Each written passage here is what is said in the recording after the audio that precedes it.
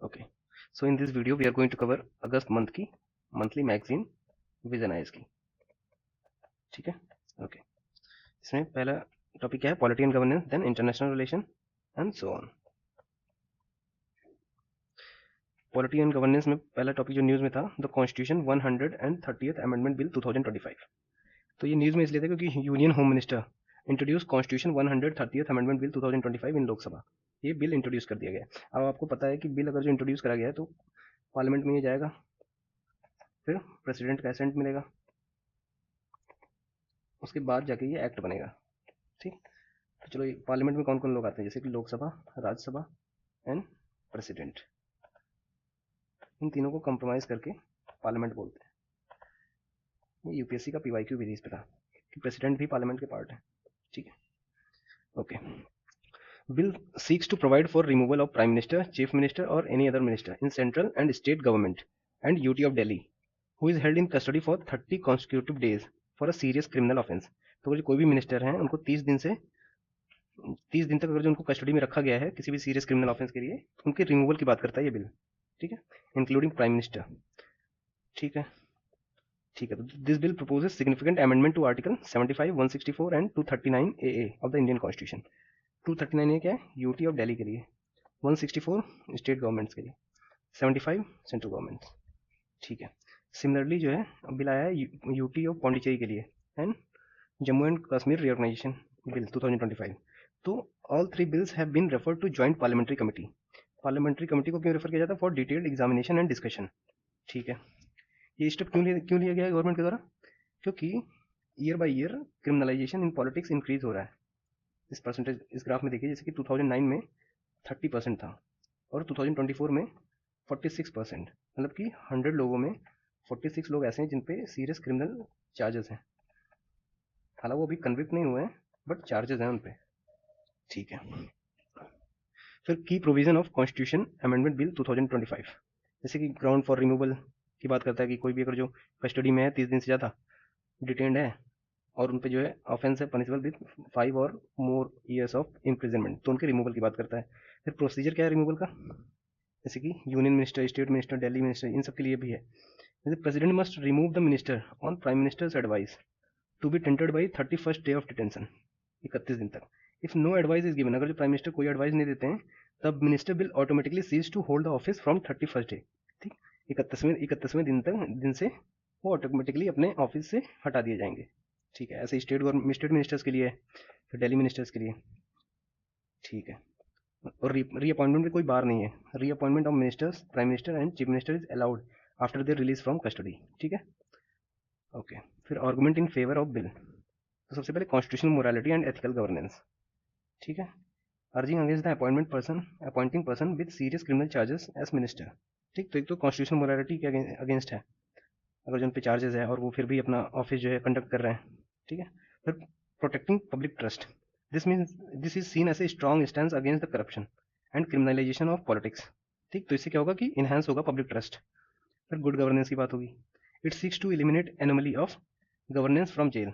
देखते ना ये वो हो गया है कि मिनिस्टर्स जो है जेल से भी गवर्न करते हैं, तो इसको भी एलिमिनेट करता है, गुड गवर्नेंस की तरफ इनहेंस करता है। ठीक, ताकि बेटर अकाउंटेबिलिटी हो सके मिनिस्टर्स की टुवर्ड्स पीपल।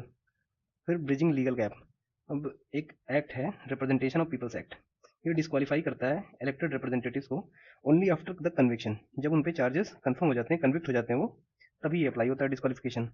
तो जब तक कन्विक्ट नहीं हो रहे हैं तो ये बिल जो है उसको ब्रिज कर देता है लीगल गैप को। ठीक है, ओके। फिर फेयरनेस विद अदर एम्प्लॉयज, जैसे कि ऑर्डिनरी गवर्नमेंट एम्प्लॉयज होते हैं face suspension after 48 hours in custody. अगर जो 48 घंटे तक उनको कस्टडी में रखा है तो वो सस्पेंशन फेस करते हैं। Similar standard should apply to ministers. ठीक है, तो एक तरह से फेयरनेस विद अदर एम्प्लॉयज है। फिर आर्गूमेंट अगेंस्ट द बिल वही है, political weaponisation and threat to federalism, बस एक बार रीड कर लेना है। फिर देखते हैं existing legal framework and judgment for disqualification after crimes. ठीक है, तो अभी हम लोग बात किए representation of peoples act 1951 RPA. इसके section 8(3) of RPA, the legislator are disqualified from the contesting election और continuing in office upon conviction for certain criminal offence with imprisonment of 2 और मोर ईयर्स। तो अगर जो ऐसा कोई है लेजिस्लेटर, अगर जो उसको 2 या 2 से ज़्यादा साल की सजा हो रही है, ठीक, इम्प्रिजनमेंट की, तो वो 6 ईयर्स के लिए सस्पेंड हो जाता है, डिस्क्वालीफाई किया जाता है कि इलेक्शन कंडक्ट कर पाए वो। ठीक, तो ये कहाँ पे मेंशन है? रिप्रेजेंटेशन ऑफ पीपल्स एक्ट 1951 में। फिर एक लिली थॉमस जजमेंट था 2013 का, जिसमें सुप्रीम कोर्ट स्टेप डाउन करिए article section 8(4) of representation of peoples act, जो कि अलाउ करता है sitting members to avoid disqualification if an appeal was filed against their conviction. ठीक, तो अगर मान लो कोई हाई कोर्ट है, किसी मिनिस्टर्स को कन्विक्ट कर दी, कन्विक्ट करने के बाद अगर जो वो सुप्रीम कोर्ट में अपील कर दे रहे हैं, तो उन पर डिस्क्वालिफिकेशन नहीं होगा। ठीक है, तो ये ऐसा जो प्रोविजन था उसको हटा दिया गया भाई सुप्रीम कोर्ट। ठीक है, फिर देखते हैं promotion and regulation of online gaming act 2025। अब ये एक्ट बन चुका है, तो इसके प्रोविजंस जानना भी जरूरी है। ठीक, okay. Parliament has pass the promotion and regulation of online gaming act 2025, effectively banning online money games. ठीक है, तो याद करना है कि मनी गेम्स के लिए, while promoting and regulating other kind of online games. ठीक है, Act aim to establish a robust legal framework and regulate, promote and encourage online gaming sector for innovation and economic growth। ठीक है, तो promote करना है, encourage करना है ऐसे सेक्टर्स में जहाँ पे इनोवेशन एंड इकोनॉमिक ग्रोथ हो, and ensure develop and safe responsible digital environment for all citizens. ठीक, तो ये मोटिव है इस एक्ट का। ये जो इंट्रोड्यूस हुआ था हाउस में ऐसे फाइनेंस बिल इंट्रोड्यूस हुआ था under article 117 clause 1 and 117 clause 3 of the constitution of India with due recommendation of the president. फिर 117 के बारे में देखते हैं, special provision as a financial bill. ठीक, तो 117 में फाइनेंशियल बिल के बारे में दिया है। 117(1) covers matter in addition to other legislative provisions related to article 110। अब पता है आपको कि 110 मनी बिल से रिलेटेड है। मनी बिल, अगर जो कोई ऐसा बिल है जिसमें मनी बिल या कुछ और अदर मैटर्स हो in addition to legislative provisions, ठीक है, मनी बिल के साथ साथ कुछ अलग अदर मैटर्स हो, तो वो फाइनेंशियल बिल होता है। ठीक है, जिसमें प्रेसिडेंट का रिकमेंडेशन चाहिए होता है and can only be introduce इन लोकसभा। ठीक है, फिर आर्टिकल 117 क्लॉज 3 में क्या दिया है? State that bill involving expenditure from consolidated fund of India. अगर जो कोई ऐसा बिल है जिसमें एक्सपेंडिचर के बारे में है कंसोलिडेटेड फंड ऑफ इंडिया से, shall not be passed by either house of parliament unless president has recommended to that house considering the bill। इसीलिए प्रेसिडेंट का प्रायर रिकमेंडेशन जरूरी होता है। ठीक है, ये कहाँ पे मेंशन है? आर्टिकल 117(3)। ठीक है, वाई वाज एक्ट नीडेड, क्यों जरूरत थी ये देखते हैं। सबसे पहले addiction and financial ruin. Online money games जो होते हैं इनकरेज करते हैं compulsive playing and create an illusion of quick profit. ठीक है, रातों रात अमीर बनना होता है, तो this lead to addiction pushing families into debt and distress. ठीक है, एक मेटी का रिपोर्ट है ministry of electronics and information technology कि online money gaming has negatively affected 45 crore peoples who face loss of more than 20,000 crore. ये कितना ज़्यादा है। फिर WHO क्लासीफाई किया कि ये गेमिंग डिसऑर्डर ऐसे हेल्थ कंडीशन है। ठीक, ओके। फिर क्लोजिंग लीगल लूप होल, जैसे कि gambling and betting are already restricted under laws such as Bharatiya Nyaya Sanhita 2023 and by various state legislations, but online domain जो है रिमेन्ड लार्जली अनरेगुलेटेड है। ठीक है, okay. Threat to national security, अब national security को कैसे थ्रेट हो सकता है मनी गेमिंग से? जैसे कि ये देखो, investigation has shown that some gaming platforms were being used for terror financing and illegal messaging and money laundering. देखते हो ना वेब सीरीज में, उसमें दिया रहता है कि टेररिस्ट लोग कैसे जो है different online gaming platform use करते हैं कम्युनिकेट करने के लिए। ठीक है, ठीक है। फिर की provisions of the act, online games के देखते हैं। ऑनलाइन गेम क्या होता है? Any game which is played on an electronic और digital device and is managed and operated as a software through internet, उसको कहते हैं ऑनलाइन गेम। ठीक है, फिर कैटेगराइजेशन देखते हैं ऑनलाइन गेम्स का। एक तो ई स्पोर्ट्स होता है, कम्पिटिटिव डिजिटल स्पोर्ट्स। ठीक है, where team or individual participate in organized tournament require strategy coordination and advanced decision making skills। ठीक है, फिर ऑनलाइन सोशल गेम्स होता है और ऑनलाइन मनी गेम्स होता है। ये कंप्लीटली बैन करने की बात कर रही है गवर्नमेंट इस एक्ट में। ठीक है, ऑनलाइन सोशल गेम्स क्या होता है? Games that form a part of everyday recreation primarily skill based and designed for entertainment learning and social interaction. यहाँ पे कहीं मनी इन्वॉल्व नहीं रहता है। बट ऑनलाइन मनी गेम्स में क्या होता है? ऐसे ऑनलाइन गेम्स जहाँ बेस्ड होते हैं चांस और स्किल या फिर दोनों पे, जैसे कि रमी वगैरह, ऐसे देखो ना, रमी ड्रीम 11, यहाँ पे आप पैसे लगाते हो 49 लगा के खेलो। ठीक, तो इसमें मनी इन्वॉल्व रहता है और इसमें कुछ फाइनेंशियल स्टेक रखना पड़ता है। इंक्लूडिंग पेइंग फी और depositing money for playing in expectation of winning link to monetary और अदर गेम्स। ठीक है, अप्लीकेबिलिटी क्या है इस एक्ट की, जो एक्ट आया है इसकी अप्लीकेबल कहाँ पे, apply to whole of India. ठीक, and online money gaming service offered within the territory of India और operated from outside the territory of India. ठीक, दोनों के लिए है। ठीक है, authorities have also seen import to block access to unlawful platforms under IT Act 2000। ठीक है, इसके अंडर में कुछ प्लेटफॉर्म ब्लॉक कर दिए गए। ठीक है, फिर ऑफेंसेज एंड पेनल्टीज देखते हैं। Offences under key provisions are cognizable and non bailable offences है, और imprisonment up to 3 years and fine up to 1 crore rupees for offering online money games. और कोई ऑफर कर रहा है ये प्लेटफॉर्म तो ये सब उस पर पेनल्टीज हैं। ठीक है, फिर देखते हैं कुछ other notable initiative to counter risk of online gamings, जैसे कि section 69A of IT act 2000 empower करता है गवर्नमेंट को to block access to illegal website और लिंक्स। ठीक है, जैसे कि 1524 betting and gambling websites and mobile apps, जो कि बैन करे गए हैं 2022 से 25 तक। फिर IT रूल्स है 2021 का। फिर भारतीय न्याय संहिता सेक्शन 111 एंड 112 पेनलाइज करता है unlawful economic activities and cyber crimes. फिर IGST legal offshore gaming platform are regulated under IGST act. फिर consumer protection act 2019 prohibits misleading and surrogate advertisement. ठीक है, ओके। नेक्स्ट टॉपिक क्या है, नेशनल स्पोर्ट गवर्नेंस एक्ट 2025। तो recently क्या हुआ, national sports governance bill आया 2025 का, जिसको असेंट कर दिए प्रेसिडेंट, तो अब ये एक्ट बन जाएगा।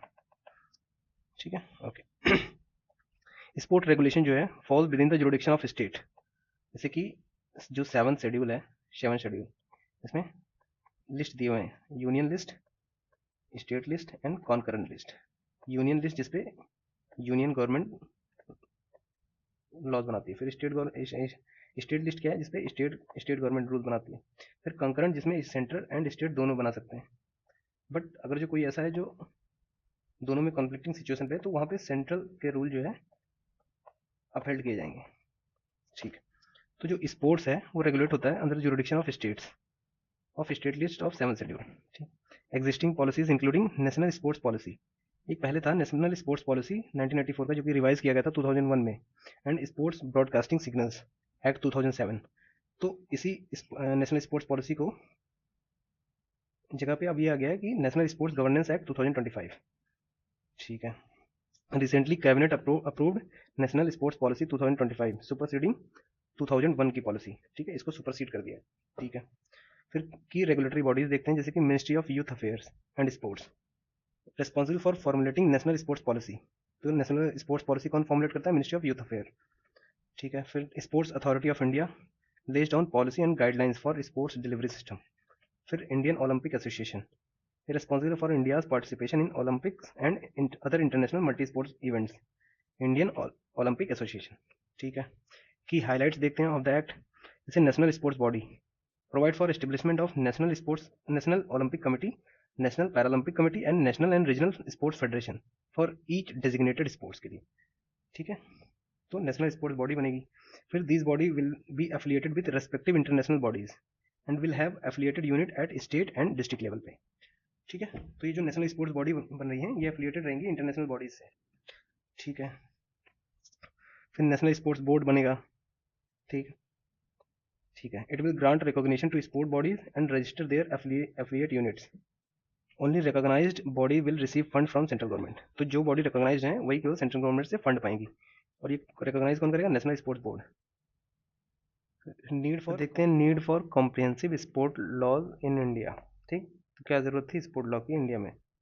ठीक है, जैसे कि absence of comprehensive and uniform sports law. ठीक, कोई एक यूनिफॉर्म स्पोर्ट्स लॉ नहीं था इंडिया में।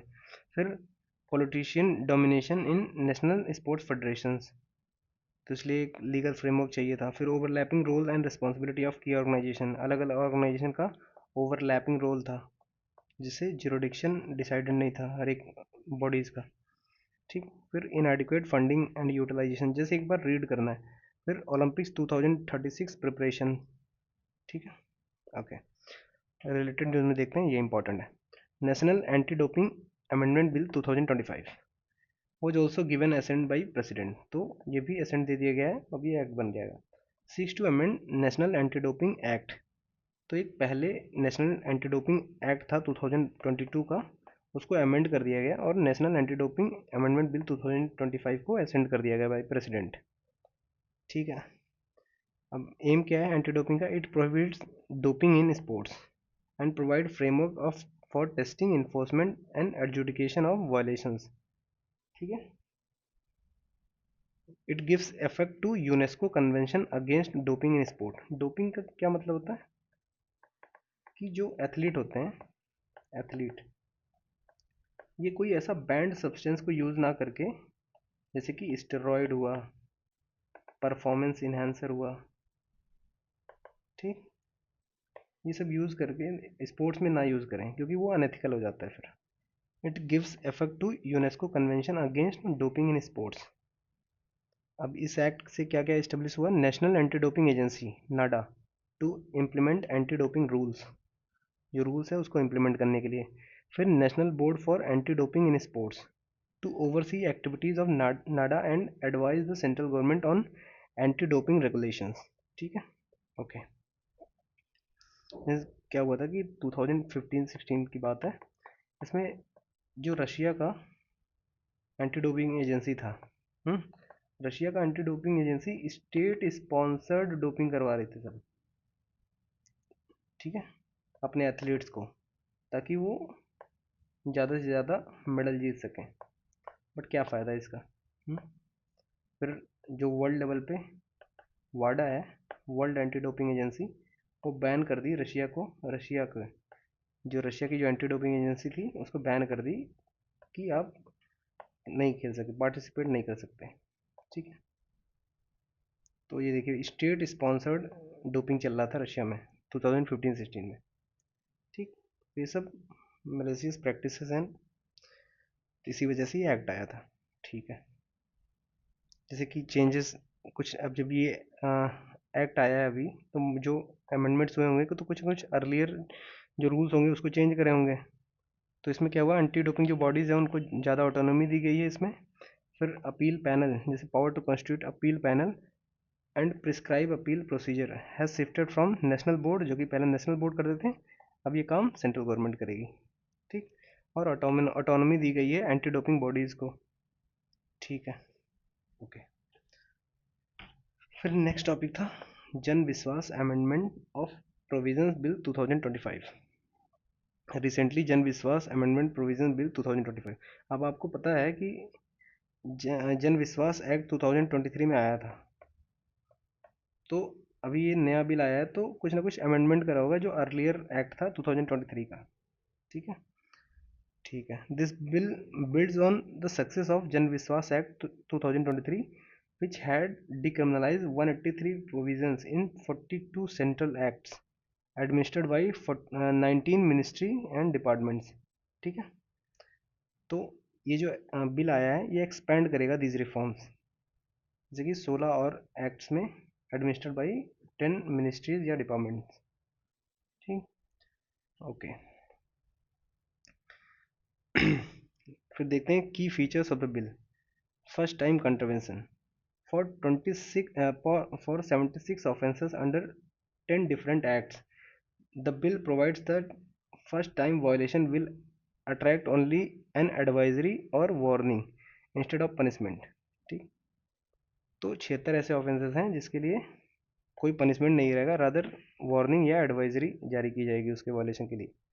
ठीक. ठीक है. फिर डिक्रिमिनलाइजेशन ऑफ माइनर ऑफेंसेस, जैसे removes imprisonment clause with monetary penalties और warning for minor technical and procedural default. ठीक. तो जो पहले जिसके लिए इम्प्रिजनमेंट तक हो जाता था, जेल हो जाता था, उसको चेंज करके अब monetary penalties and warnings issue कर दिए. तो ये डिक्रिमिनलाइजेशन ऑफ माइनर ऑफेंसेस हो गया. ठीक है. फिर रेशनलाइजेशन ऑफ पेनल्टीज, जैसे कि fines are rationalise and made proportionate with incremental penalties for repeated offence. अगर जो सेम ऑफेंस बार बार रिपीट होगा तो पेनल्टी जो है वो बढ़ा दी जाएगी. फिर adjudication mechanism, designated officer with authority to impose penalty तो एक डेजिग्नेटेड किया जाएगा ऑफिसर को जो कि इम्पोज करेगा पेनल्टीज़ को। ठीक है, इससे क्या होगा, क्विकर रेजोल्यूशन होगा एंड जुडिशरी पे जो बर्डन होता है वो रिड्यूस होगा। ठीक, जुडिशरी का बर्डन रिड्यूस होगा इससे। ठीक है, ओके। फिर देखते हैं व्हाट आर प्रोसेस रिफॉर्म्स। ठीक है, प्रोसेस रिफॉर्म्स क्या होता है, described as nuts and bolt reform. अब जैसे ये देखो, पहले क्या होता था कि डिफरेंट टाइप के इनडायरेक्ट टैक्सेस होते थे, इनडायरेक्ट टैक्सेस, जिससे क्या होता था, कैस्केडिंग इफेक्ट होता था। एक बार कोई टैक्स पे किया वो दोबारा टैक्स पे कर देता था, क्योंकि ढेर सारे इनडायरेक्ट टैक्सेस थे। इन सबको सब्स्यूम करके जीएसटी बना दिया गया, गुड्स एंड सर्विस टैक्स। अब ये क्या हुआ कि ये जो स्ट्रक्चर था ये चेंज होकर एक नया स्ट्रक्चर बना दिया, ये हो गया स्ट्रक्चरल रिफॉर्म। ठीक, स्ट्रक्चरल रिफॉर्म। और अगर जो जीएसटी में ही कुछ चेंज कर दिया जाए उसके प्रोविजंस में, जैसे कि अभी जो किया गया है जीएसटी 2.0, तो ये हो गया तुम्हारा प्रोसेस रिफॉर्म। ठीक है, कि जो एग्जिस्टिंग स्ट्रक्चर है उसको कम्प्लीटली हटा के नहीं, उसी में कुछ चेंजेस करके और एफिशिएंट उसको बना देना, ये होता है तुम्हारा प्रोसेस रिफॉर्म। अगर जो पूरा स्ट्रक्चर चेंज कर दे रहे हैं तो वो हो गया स्ट्रक्चर रिफॉर्म। ठीक है, okay. Unlike structure reform, GST, insolvency, bankruptcy code, monetary policy committee, which changes the underlying structure of an economic activity, process reform improve the operation of a given structure। ठीक है, तो जैसे एक बार read कर लेना, बाकी मैंने कोर चीज़ मैंने बता दिया कि क्या डिफरेंट होता है दोनों में। फिर सिग्निफिकेंस देखते हैं प्रोसेस रिफॉर्म्स का, कि सस्टेनिंग इकोनॉमिक ग्रोथ, ऐसे world fastest growing economy, India needs ongoing reforms to maintain momentum. ठीक, ऑनगोइंग रिफॉर्म्स होने ताकि मोमेंटम मेंटेन रहे। फिर ease of doing business, living and science, these reform directly remove day to day irritation for citizens। फिर unblocking bottleneck and delays, many government process in India have legacy inefficient due to old rules, cumbersome paperwork। ठीक है, फिर enhancing sectoral competitiveness, जैसे कि liberalisation of telecom rules, telecom rules को liberalise कर दिया गया, जो कि fuelled a boom in IT enabled and BPO sectors, काफ़ी तेज़ी से ये बूम हुआ। ठीक, फिर reducing corruption and rent seeking by making system transparent and removing unnecessary steps. इससे क्या होता है, करप्शन एंड आर्बिट्री जो रेंट सीकिंग एक्टिविटीज़ होती है वो कर्व होती है। ओके, फिर guiding principles for process reform, जैसे कि सिंप्लीफिकेशन ऑफ कॉम्प्लेक्स प्रोसेस, कोई कॉम्प्लेक्स प्रोसेस है उसको सिंप्लीफाई कर दो, उससे हो गया प्रोसेस रिफॉर्म। जैसे कि नेशनल सिंगल विंडो सिस्टम। ठीक, फिर Pragati, proactive governance and timely implementation initiative. फिर incremental adoption of digital public infrastructure, DPI क्या होता है, जैसे कि आधार, यूपीआई, ये सब डिजिटल पब्लिक इंफ्रास्ट्रक्चर हैं। केस स्टडी देखते हैं सक्सेसफुल प्रोसेस रिफॉर्म्स का, जैसे कि पहले भी सर्विस डिलीवरी होती थी, ठीक, बट डिजिटल वे में नहीं होता था। तो जब से ये डिजिटाइजिंग सब्सिडी हुआ एंड वेलफेयर पेमेंट, जैसे डायरेक्टली जो है बेनिफिशरी को पेमेंट मिल जाता है डायरेक्ट बेनिफिट ट्रांसफर से, जिससे क्या होता है कि जो लीकेज है वो भी कर्ब होता है एंड जो ह्यूज रिसोर्सेज हैं वो भी बचते हैं, वो भी सेव किया जाता है, जो गवर्नमेंट के रिसोर्सेज हैं वो भी बचती हैं, क्योंकि लीकेज कर्ब हो जाता है। ठीक, तो डायरेक्ट बेनिफिट ट्रांसफ़र एक प्रोसेस रिफॉर्म था सर्विस डिलीवरी का। ठीक है, जैसे government e market place portal, अब ई मार्केट प्लेस पोर्टल जो है ये क्या करें, इंक्रीज कर दिया transparency and reduce procurement cost by 15 से 20% थ्रू ऑनलाइन प्लेटफॉर्म। तो डिजिटाइजेशन से कितनी ज़्यादा सेविंग हो रही है। ठीक, तो ये सब एग्जांपल हैं सक्सेसफुल प्रोसेस रिफॉर्म्स के। फिर न्यूज़ इन शॉर्ट्स देखते हैं।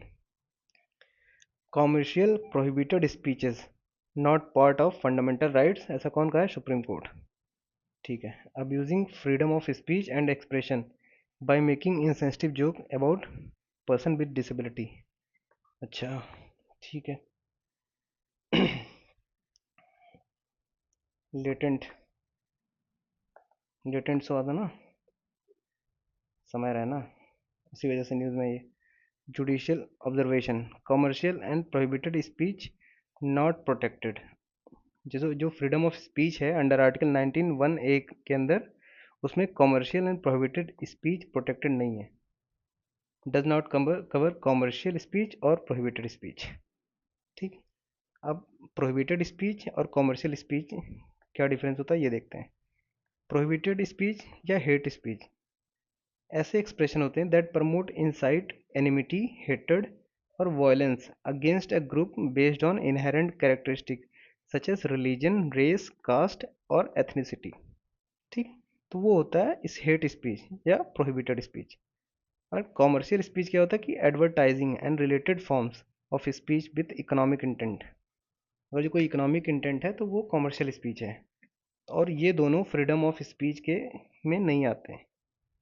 ठीक है। बाकी जैसे एक बार रीड कर लेना। फिर legal framework for online content regulation in India, इसकी IT act 2000 and it's amendment regulate करता है ऑनलाइन कंटेंट को। और सिनेमाटोग्राफी एक्ट है 1952 का, जो कि प्रोहिबिट करता है कंटेंट दैट क्रिटिसाइज या मेलिंग और स्लैंडर्स ए पर्सन और ग्रुप। ठीक, तो ये दोनों याद रखना है। फिर एक Shreya Singhal versus union of India case हुआ था 2015 में, जिसमें सुप्रीम कोर्ट हेल्ड करी थी दैट लेजिटिमेट ऑनलाइन एक्सप्रेशन, अगर जो कोई चीज़ ऑनलाइन एक्सप्रेस हो रहा है और वो लेजिटिमेट है, वो कर्टेल नहीं किया जा सकता अगर जो उसका कोई इमिनेंट थ्रेट नहीं है। ठीक, ओके। फिर रूल्स फॉर OCI कार्ड टाइटन, जो overseas citizen of India card है उसको और टाइटन कर दिया गया है, जो उसके लिए रूल्स थे। Union minister of home affair has issued notification under section 7D of citizenship act 1955। ठीक, तो याद रखना है कि सिटीजनशिप एक्ट 1955 उसी के अंदर OCI दिया जाता है। फिर ओवरसीज सिटीजन ऑफ इंडिया के बारे में देखते हैं कि इनका जो रजिस्ट्रेशन है वो रिवोक किया जा सकता है if an individual is sentence to at least 2 years in prison. अगर जो 2 साल की कम से कम अगर जो उनको सज़ा हो जाती है तो OCI कार्ड उनका जो है रजिस्ट्रेशन रिवोक किया जाएगा। और if A chargesheet is filed against them for an offence carrying a sentence of 7 or more years of imprisonment, अगर जो कोई ऐसा क्राइम है जिसपे चार्जशीट भी अगर जो फाइल हो जा रहा है और वो क्राइम जो है उसका नेचर क्या है 7 years या मोर ईयर का पनिशमेंट, तो उन दोनों केस में रजिस्ट्रेशन OCI कार्ड होल्डर का रिवोक किया जा सकता है। ठीक, फिर अब देखते हैं OCI कार्ड के बारे में। ये इंट्रोड्यूस हुआ था 2005 में through amendment in citizenship act 1955 में। ठीक है, फिर 2015 में क्या हुआ कि person of Indian origin PIO card scheme को मर्ज कर दिया गया with overseas citizen of India card. ठीक, okay. OCI is not to be misconstructed as a dual citizenship. अब आर्टिकल 9 ऑफ इंडियन कॉन्स्टिट्यूशन जो कि बात करता है अबाउट सिंगल सिटीजनशिप। मतलब कि अगर जो आप इंडिया के सिटीजन हो और आपने USA की सिटीजनशिप ले ली तो इंडिया का सिटीजनशिप ऑटोमेटिकली टर्मिनेट हो जाएगा। ठीक है, तो इससे OCI card is not to be misconstructed as a dual citizenship.